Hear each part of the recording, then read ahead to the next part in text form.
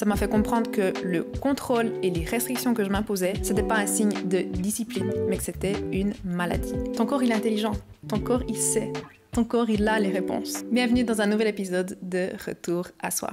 Dans cet épisode, on va parler de la relation avec notre corps et avec la nourriture. Parce que je crois que c'est un grand thème chez les femmes, un problème qui est très commun, dont on parle pas assez et qui peut causer de grandes séquelles sur notre santé physique et mentale. Comme je l'ai dit dans l'épisode précédent, si tu es une femme, il y a de fortes chances pour que tu te sois déjà sentie mal dans ton corps, pour que tu aies fait des régimes, que tu aies banni certains aliments ou certains groupes d'aliments de ton alimentation et que tu te sois mise au sport juste pour perdre du poids. Tu as peut-être suivi ce genre d'action parce que c'est ce qu'on t'a dit que tu devais faire ou pour atteindre un corps que tu pensais que tu devais avoir. Parce que la société, elle nous fait croire que notre corps, il est pas beau, qu'il devrait être plus mince, qu'il devrait faire une certaine taille et qu'on doit perdre du poids pour l'été, ce fameux bikini body. Et qu'on s'entende, il n'y a rien de mal à vouloir perdre du poids. Si ça se fait à partir de l'amour propre, si on le fait parce qu'on veut se sentir en meilleure santé ou si on veut juste se sentir mieux. Mais il y a beaucoup de cas où cette envie de maigrir et de perdre du poids, elle vient de la haine envers son corps, du besoin de contrôle ou alors des pressions externes. Et je sais très bien de quoi je parle parce que j'ai moi-même commencé à vouloir perdre du poids en étant plutôt jeune, parce que c'est ce que je pensais que je devais faire en tant que femme ou en tant que fille en ce temps-là. Et pour le contexte, j'ai toujours eu un poids normal. J'ai jamais été en surpoids ou en sous-poids, mais même comme ça, j'avais cette croyance que je devais être plus fine, que je devais peser moins et que je devais mettre la taille de pantalon la plus petite pour être suffisante. Mais ma relation avec mon corps et la nourriture, elle s'est vraiment détériorée quand je suis entrée dans le monde du fitness. Je me rappelle que c'était dans les débuts d'Instagram, ou en tout cas quand c'est devenu populaire en Europe, en Suisse. Et c'est d'ailleurs Instagram qui m'a permis de découvrir le fitness, parce que à cette époque, c'était devenu très populaire aux États-Unis pour les femmes de faire du bodybuilding. C'est donc là que j'ai découvert à quoi une femme musclée pouvait ressembler et je trouvais ça magnifique. J'avais jamais vu ça ailleurs et forcément, je me suis dit, je veux la même chose. J'ai donc commencé le fitness en 2015 et en suivant toutes ces femmes qui faisaient du fitness et en les prenant comme des modèles. Donc mon feed Insta, il était rempli de photos de femmes qui faisaient des concours et donc qui étaient super sèches pour qu'on puisse voir leurs muscles. C'est ça le principe d'un concours bikini, c'est qu'on voit les muscles. Je regardais aussi les vlogs de certaines de ces femmes où elles montraient comment elles se préparaient pour leur concours, où elles montraient ce qu'elles mangeaient pas, comment elles s'entraînaient. Et je faisais un copier-coller en me disant que si je faisais la même chose, j'allais avoir le même résultat ou le même corps que ces femmes. Tu peux bien t'imaginer qu'en faisant ça, j'avais clairement pas assez de connaissances en nutrition, en perte de poids et en entraînement. Je pense honnêtement que les 2 premières années où j'ai commencé le fitness, j'avais aucune idée de ce que je faisais. Donc forcément, en ayant peu de connaissances et en essayant de reproduire ce que ces femmes qui se préparaient pour un concours faisaient, j'ai commencé à voir la nourriture comme un numéro. J'ai commencé à voir certains aliments comme interdits, comme malsains, comme des aliments qui font prendre du poids. Et c'est là que j'ai commencé à développer des troubles du comportement alimentaire. C'est là que j'ai commencé à avoir une vision complètement fausse de ce à quoi devrait ressembler le corps d'une femme fit et en bonne santé. C'est là que j'ai commencé à détester mon corps parce que malgré le fait que je mangeais très peu et que je m'entraînais beaucoup, j'arrivais pas à atteindre le physique et le poids que je m'étais fixé. Et en plus de ça, je me sentais faible et j'étais déçue de moi et de mon manque de discipline. J'avais constamment faim et la nourriture est devenue une obsession jusqu'à ce que ça devienne une maladie et que je tombe dans la boulimie. Et je ne vais pas trop m'étaler sur les troubles du comportement alimentaire et sur les maladies parce que c'est un sujet assez sensible et je pense que ça ferait le thème d'un épisode. Mais je veux déjà qu'on se rende compte à quel point les réseaux sociaux peuvent devenir très dangereux. Parce que l'algorithme nous montre que ce qu'on veut voir et parce qu'il y a beaucoup de désinformation et de manque d'information.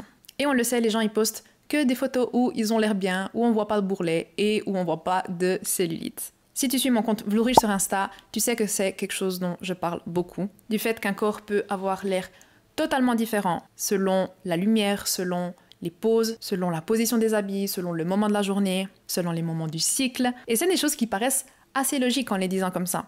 Mais si la relation que tu as avec ton corps, elle est pas idéale de base, que tu n'as pas forcément hyper confiance en toi et en ton corps et que tu vois des photos de corps parfaits sur les réseaux, c'est facile de tomber dans la comparaison et d'entrer dans ce dégoût de notre propre corps. Et c'est pareil avec la nutrition. Si t'as pas plus de connaissances que ça en nutrition, c'est facile de croire que tu dois seulement manger du poulet et du brocoli pour perdre du poids et pour être en bonne santé. Et si je trouve autant important de parler de ça, c'est parce qu'il y a quelques années, je me rendais pas compte de tout ça. J'étais tellement fixée sur mon objectif, fixée sur ce à quoi je voulais ressembler, fixée sur mon alimentation, que je réalisais pas que j'étais en train de subir un gros lavage de cerveau de la part de l'industrie du fitness à travers les réseaux sociaux. En partie parce que ça montrait des corps incroyables, mais parce que ça montrait pas les séquelles sur la santé autant mentale que physique.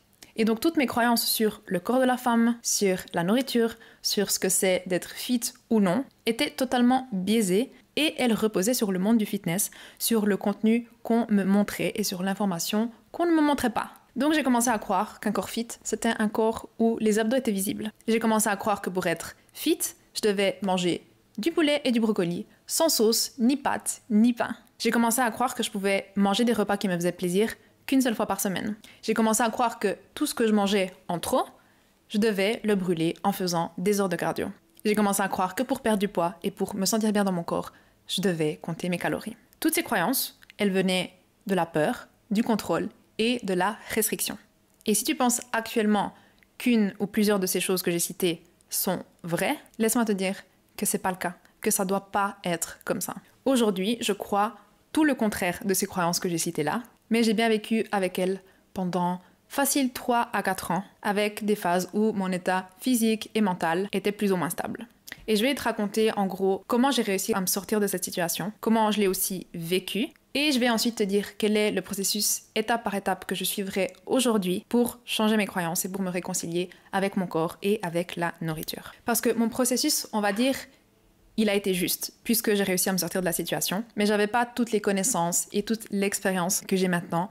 Donc c'était un peu du trial and error, du essayer et échouer. Et l'info que je vais te délivrer maintenant m'aurait permis de guérir tellement plus vite. Mais au final, je suis contente que ça se soit passé comme ça, parce que grâce à ça, j'ai énormément évolué, j'ai appris, et c'est ce qui m'a permis de devenir coach en bien-être et en nutrition pour pouvoir aider les femmes qui sont dans cette même situation. Donc comment ça s'est passé? C'est que un jour, je sais pas trop comment, je suis tombée sur la vidéo d'une femme qui parlait de ses troubles du comportement alimentaire. Je sais plus si c'était une femme qui faisait du fit ou non, mais probablement, et je sais pas si c'est une fille que je suivais déjà. Mais sa vidéo a vraiment eu l'effet d'une bombe parce que ça m'a fait comprendre que ce que je vivais était pas normal. Ça m'a fait comprendre que le contrôle et les restrictions que je m'imposais, c'était pas un signe de discipline, mais que c'était une maladie. Donc c'est là que j'ai commencé à faire des recherches, à trouver des personnes dans le monde du fitness qui parlaient de leur expérience avec les troubles du comportement alimentaire.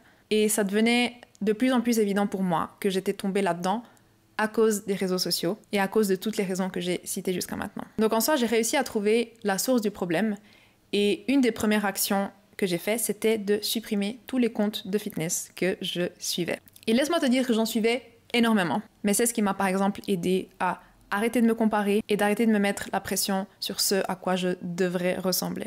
J'ai aussi identifié qu'un autre problème, c'était le fait de compter mes calories. Et donc ça aussi, j'ai arrêté de le faire. J'ai arrêté de compter, de me priver et de compenser tout ce que je mangeais en trop pendant mes crises d'hyperphagie avec du sport. Et c'est comme ça que j'ai commencé à écouter mon corps pour savoir quelle quantité je devais manger et qu'est-ce qui me faisait me sentir bien et aussi en termes d'entraînement. Et je dis ça comme si ça s'est fait du jour au lendemain, mais ça s'est fait en plusieurs mois, peut-être même en plusieurs années et c'était pas linéaire du tout. Il y a plein de fois où j'ai réinstallé l'application pour compter mes macros, j'ai recommencé à compter, à me peser parce que je sentais que je perdais le contrôle. Mais je crois que la volonté de guérir, elle était au bout d'un moment plus forte que la peur de prendre du poids. Et c'est ça en fait qui m'a permis de m'en sortir et de reprogrammer toutes les croyances que l'industrie du fitness m'avait mis en tête.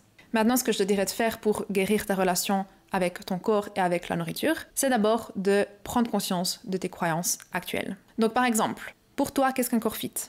Qu'est-ce qu'un corps joli? Quelle quantité de nourriture tu dois manger? Qu'est-ce qui est trop? Qu'est-ce qui est sain? Qu'est-ce qui est malsain? Et quel chiffre sur la balance tu veux atteindre? Et c'est ensuite te demander si toutes ces choses, elles sont réellement objectives. Donc comment tu as décidé sur ces chiffres, sur ces définitions, sur ces objectifs? D'où est-ce qu'ils sortent? Qui t'a montré ça? Et est-ce que c'est réellement vrai? Est-ce que ça s'aligne vraiment à comment tu veux te sentir dans ton corps, en termes d'énergie, en termes de santé, en termes d'humeur? Par exemple, dans le passé, je m'étais fixé que pour perdre du poids, je devais manger 1600 calories. Et honnêtement, je ne sais pas d'où j'avais sorti ce chiffre. Donc Probablement, ça venait d'un de ces calculateurs en ligne qui te dit combien de calories tu dois manger, alors qu'il ne sait rien sur toi. Ou soit d'une femme qui disait que c'est ce qu'elle cherchait à atteindre pour perdre du poids ou pour se préparer à une compétition. Ce chiffre, j'arrivais jamais à l'atteindre 7 jours d'affilée. Pourquoi? Parce que ce chiffre, il n'était pas assez élevé pour une personne qui s'entraîne entre 5 et 6 fois par semaine. Du coup, j'étais totalement affamée. Et arrivé le week-end, je craquais et je dévorais tout ce qui se trouvait sur mon chemin, avec cette mentalité de toute façon, j'ai tout gâché, donc autant profiter de manger tout ce que je peux parce que lundi, je recommence la diète et je pourrai plus manger tout ça. Et c'est le genre de décision qu'on prend quand on n'arrive pas à respecter une diète, quand on se pèse et qu'on voit qu'on a pris du poids ou qu'on n'en a pas perdu, ou quand on se regarde dans le miroir et qu'on se rend compte qu'on ne ressemble pas à toutes ces filles qu'on voit sur Instagram. Dans tous ces exemples que je t'ai donnés, je veux qu'on se rende compte que la source du problème est toujours la même. C'est qu'on prend comme référence ce qu'il y a à l'extérieur et ce qu'on devrait faire pour réussir. Dans mon cas, j'ai décidé que 1600 calories était le chiffre à atteindre parce que c'est ce que j'ai vu d'autres personnes faire dans l'industrie du fit en pensant que c'était le chiffre magique. Tout ça sans savoir que peut-être la femme qui suivait ses calories, elle était en train de faire une compétition. Peut-être qu'elle se sentait comme de la merde dans son corps. Peut-être même qu'elle avait aussi une très mauvaise relation avec la nourriture. Et surprise, c'est aussi comme ça que je me sentais quand je mangeais cette quantité de nourriture. Et même si je me sentais comme de la merde, je persistais à vouloir atteindre ce chiffre. Donc je donnais plus d'importance à ce qui se disait et à ce qui se faisait à l'extérieur plutôt qu'aux signaux de mon propre corps. C'est la même chose quand tu te regardes dans un miroir et que tu te compares à ce que tu vois sur Instagram. Tu te compares à une photo qui a été prise à un instant T sans te rendre compte que la personne ne ressemble pas à ça tout le temps. Elle ressemblait peut-être à ça juste le temps de la photo. Mais encore une fois, tu te compares à ce que tu vois à l'extérieur et tu penses que c'est ce à quoi ton corps il devrait ressembler. Tout ça sans prendre en compte comment tu te sens dans tes habits, comment est ton niveau d'énergie, comment sont tes hormones, comment est ton niveau de faim ou comment sont tes émotions. Parce qu'encore une fois, il y a des chances pour que une femme qui montre des abdos hyper définis sur Insta, elle mange pas à sa faim. Il y a des chances pour qu'elle soit frustrée et pour qu'elle soit pas bien émotionnellement. Parce que ça dépend de facteurs génétiques, mais voir des abdos chez une femme requiert souvent d'avoir un pourcentage de gras très très bas. Et la plupart du temps, c'est pas quelque chose que tu peux maintenir dans le long terme. Parce que c'est malsain autant pour ton physique que pour ton mental. Pareil pour le chiffre sur la balance. Il y a certains calculs qui ont été créés pour savoir quel est le poids idéal selon ta taille et ton genre. Il y a le calcul de l'IMC pour te dire si ton poids il est normal ou non. Et c'est nouveau des règles qui ont été créées sur des généralités. Avec ce genre de calcul, une personne qui a beaucoup de masse musculaire, elle va apparaître comme en surpoids, même si elle est en parfaite santé et qu'elle a un taux de gras normal, parce que ça ne prend pas en compte la prise de muscles. Ça insinue donc que beaucoup de poids, c'est malsain, alors que ce n'est pas forcément le cas. Parce qu'avoir beaucoup de poids en termes de muscles, c'est quelque chose qui va contribuer à ta santé. Deux personnes de la même taille peuvent avoir exactement le même poids et avoir un état de santé et un physique complètement différent parce que le ratio graisse-muscle est différent. Donc tous ces exemples pour te dire que si tu te sens pas bien dans ton corps, si tu as peur de manger, si tu as peur de manger certains aliments, si tu essayes d'atteindre un certain chiffre, c'est probablement parce que tu as des croyances qui ont été formées par ce qui se dit autour de toi et que tu prends pas en compte ce qui se passe à l'intérieur, ce qui se passe dans ton corps. Je suis convaincue que notre corps il a déjà toutes les réponses en lui et qu'on devrait 100% l'écouter et lui faire confiance. Et c'est là la prochaine étape dans la réconciliation avec son corps, c'est de changer ces croyances qui ne sont pas en cohésion avec ton corps parce qu'elles t'empêchent d'avancer, elles t'empêchent de te sentir bien et elles t'empêchent de vivre une vie pleine de vie. En pratique, c'est de savoir d'où viennent ces croyances et d'éliminer leurs sources pour pouvoir écouter ton corps, écouter tes signaux, écouter ton intuition sans écouter le bruit externe.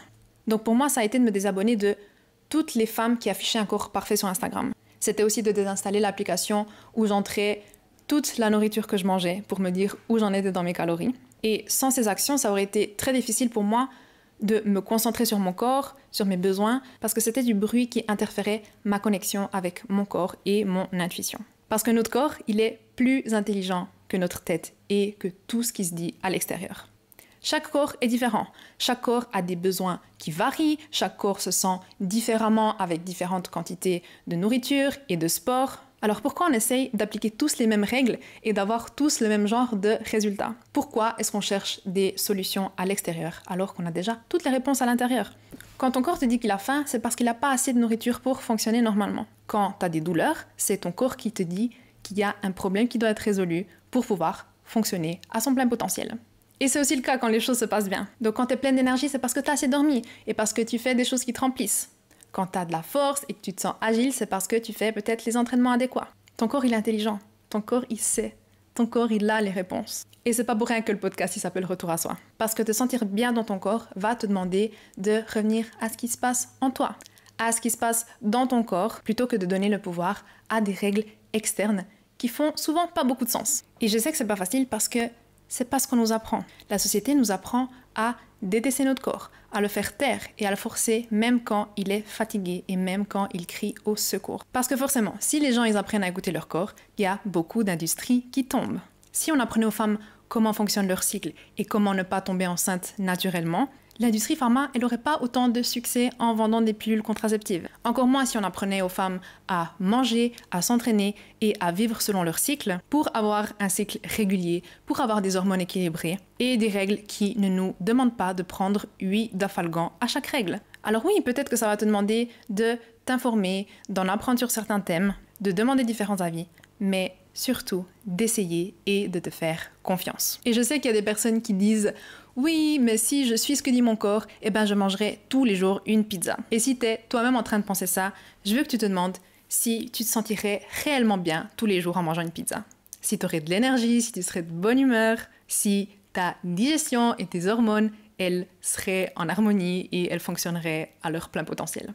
Ce que je veux te faire remarquer là, c'est que manger une pizza de temps en temps, ça va te faire sentir bien. Ça va te faire plaisir parce que c'est bon et c'est peut-être quelque chose que tu vas partager avec tes proches. Mais manger une pizza tous les jours, pas forcément. Donc c'est à toi de savoir combien de pizzas par mois ou par semaine te fait te sentir bien. Ce qui est important, c'est pas ce qui se dit en dehors, mais ce que ton corps te dit et comment ton corps se sent. C'est à toi de créer tes propres règles en collaboration étroite avec ton corps. C'est exactement ce que j'ai fait avec le chocolat. J'ai toujours été une fan de chocolat, mais je suis arrivée à un point où j'avais peur de manger du chocolat parce que la société disait que c'était malsain, qu'il y a trop de sucre ou que ça fait grossir. C'est ça la réputation du chocolat actuellement. Et à un moment, je me suis dit, ok, j'adore le chocolat et je veux retrouver une bonne relation avec lui parce que je vais pouvoir en manger, j'aime ça. Et ensuite, la question c'était de me demander, ok, quel type, quelle quantité et à quelle fréquence manger du chocolat me fait me sentir bien. Et c'est là qu'il faut faire une phase de test et de regarder les résultats, comme avec une expérimentation laboratoire. Donc je ne sais plus si j'avais éliminé totalement le chocolat de ma diète à un certain moment, mais j'ai commencé à le réintroduire progressivement pour trouver mon équilibre et pour savoir ce qui me convenait. J'ai essayé plusieurs chocolats, j'ai essayé plusieurs quantités et j'ai conclu que mon équilibre se trouvait à manger un carré de chocolat à 85% après chaque repas. Ça s'aligne avec le fait que j'aime le chocolat et que ça me fait plaisir. Ça s'aligne avec le fait que je veux maintenir mon poids tel qu'il est parce que c'est pas 2 carrés de chocolat par jour qui vont me faire grossir. Ça s'aligne avec le fait que je veux me sentir bien physiquement et mentalement. Parce que je sais que si je mange la moitié d'une plaque de chocolat, je vais pas me sentir bien. Je vais me sentir écœurée, ma digestion ne va pas être au top. Et si je le fais tous les jours, il y a des chances pour que ma santé, elle se détériore et même que je prenne du poids. Et donc, j'ai trouvé mon équilibre, ce qui me fait me sentir bien physiquement et mentalement. Maintenant, si quelqu'un vient me dire que je devrais manger du chocolat à 95% de cacao parce qu'il y a plus de bénéfices ou parce qu'il y a moins de sucre, je m'en fous. Parce que j'aime pas le chocolat à 95 et je sais que ce que je fais maintenant fonctionne pour moi. Si quelqu'un me dit que le chocolat c'est malsain, je m'en fous aussi. Parce que je sais que dans mon cas, le chocolat contribue à mon équilibre et à ma santé globale. Et c'est la même chose avec tous les aliments et aussi avec l'exercice. Alors trouve ce qui fonctionne pour toi. Trouve une activité que t'aimes, trouve la fréquence qui te convient et qui te fait te sentir bien. Essaye, adapte, réessaye, réadapte le nombre de fois que ce soit nécessaire, toujours en écoutant tes signaux internes et en regardant comment tu te sens. Si tu t'entraînes 5 fois par semaine et que t'es KO chaque jour et que ça t'empêche de faire ton travail et d'avoir une vie sociale, peut-être que c'est un peu trop. Essaye avec 4 fois par semaine ou essaye de réduire l'intensité, essaye de réduire la durée pour voir comment ça se sent. Si tu es une femme, rappelle-toi aussi que tu as un cycle avec 4 phases. Tu n'auras pas les mêmes besoins en nourriture et en repos tous les jours et toutes les semaines. Et donc c'est d'autant plus important de communiquer avec ton corps, de l'écouter et de déchiffrer ce dont il a besoin. Parce que en tant que femme, ça va toujours changer. Et ce qu'il faut aussi savoir, c'est que la plupart des plans alimentaires ou des programmes d'entraînement, ils se basent sur le fonctionnement des hommes. C'est-à-dire que tu as un certain plan à suivre durant une semaine, donc un certain nombre d'entraînements, de répétitions, de calories à manger. Tu commences le lundi, tu termines le dimanche et le lundi qui suit, tu recommences. Sauf que c'est pas comme ça que ça fonctionne chez les femmes. C'est même contre-productif de fonctionner tous les jours, toutes les semaines, de la même manière. Ça va t'empêcher de te sentir bien, d'avoir des hormones équilibrées et de perdre du poids si c'est ce que tu cherches à atteindre. Mais je dédierai un épisode rien qu'à ça parce que c'est trop important pour en parler vite fait ou ne pas en parler. Donc, pour faire une récap de comment améliorer sa relation avec son corps et avec la nourriture. Première étape, c'est d'identifier les croyances limitantes, les actions, les objectifs que tu as aujourd'hui et qui te font te sentir mal dans ton corps et qui altèrent ta relation avec la nourriture.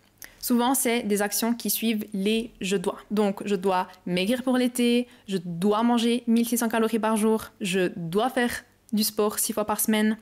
Étape numéro 2, donc une fois que tu as fait le point sur tes croyances actuelles en lien avec ton corps, le sport et la nourriture, c'est de comprendre d'où elles viennent et de savoir si elles sont réellement vraies. Donc, est-ce que ça vient des réseaux sociaux? Est-ce que ça vient de tes parents qui t'ont montré ou qui t'ont appris ça? Étape numéro 3, c'est d'éliminer les actions, les situations et les environnements qui renforcent toutes ces croyances limitantes. Donc, dans mon exemple, dans mon cas, ça a été entre autres de me désabonner de compte Insta et de supprimer l'application qui me permettait de compter mes calories. Ensuite, étape numéro 4, c'est de remplacer les croyances limitantes avec des croyances d'expansion. Donc des croyances qui vont te faire évoluer plutôt que de te limiter et qui vont te faire sentir comme tu veux réellement te sentir. Cette étape, elle va te demander de faire des recherches, d'apprendre, de trouver des personnes qui ont la vie et les croyances que tu aimerais avoir et d'expérimenter avec ton propre corps et avec ta propre vie. Donc dans mon cas, ça a été de trouver des personnes qui étaient fit, qui étaient en bonne santé et qui mangeaient de tout sans compter leurs calories et sans faire des heures de cardio. Ça m'a permis et ça va te permettre de voir qu'il y a plein d'autres solutions et de manières disponibles pour atteindre tes objectifs.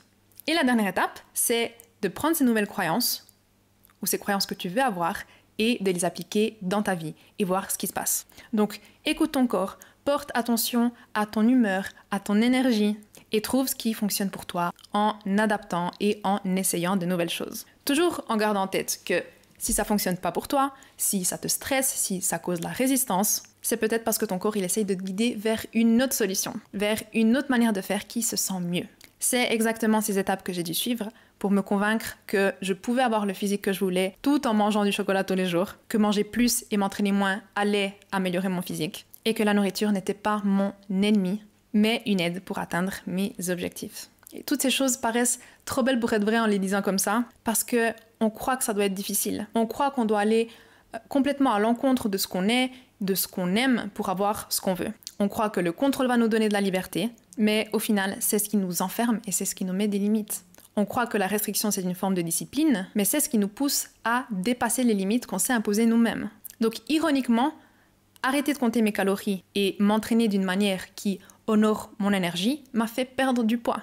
Aujourd'hui, je me sens incroyable dans mon corps, mais c'est pas parce que mon corps a changé que je me sens bien. C'est parce que j'ai changé ma mentalité et ma manière de traiter mon corps que je me sens bien. Je me sens bien parce que j'ai commencé à écouter mon corps et parce que je lui fais confiance. Même si ça faisait peur, même s'il y a plein de fois où j'ai voulu retourner dans le contrôle parce que c'est ce que je connaissais, et même si ça m'a demandé de fermer les yeux et de sauter dans le vide, parce que réellement je ne savais pas si ce que je faisais allait réellement m'aider et me sauver. Au final, je suis arrivée au point où mon corps est mon allié et ma boussole. Quand je suis fatiguée, quand j'ai faim, quand j'ai des problèmes de digestion, quand j'ai de l'anxiété, c'est parce que mon corps il communique avec moi. Et il me dit que quelque chose doit changer parce que quelque chose de mieux et de plus aligné m'attend. Ton corps, il est constamment en train de parler avec toi. Alors la question que je veux que tu te poses aujourd'hui, c'est que te dit ton corps? Qu'est-ce qu'il essaie de te communiquer? Et si tu as été déconnecté de ton corps pendant plusieurs mois ou plusieurs années, peut-être que tu vas pas tout de suite entendre ce qu'il essaie de te dire. Et c'est un bon exercice de te poser cette question tous les jours. Donc dès que tu te réveilles, après ton entraînement, après avoir mangé, à la fin de la journée, parce que ça va te permettre de comprendre comment tu te sens et qu'est-ce que tu peux changer pour te sentir mieux.